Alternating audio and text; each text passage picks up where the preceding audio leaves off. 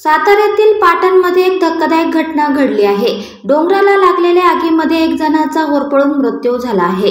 डोंगराला लागलेली आग विझवण्याचा प्रयत्न करत असताना 64 वर्षीय वृद्धाचा दुर्दैवी मृत्यू झाला आहे। मिळालेल्या माहितीनुसार जिल्ह्यातील आंबोळकरवाडी तालुका पाटण येथे शुक्रवारी दुपारी डोंगराला आग लागली होती। या आगीत तुकाराम सीताराम सावंत वय 64 असं माहीत झालेल्या व्यक्तीचे नाव आहे।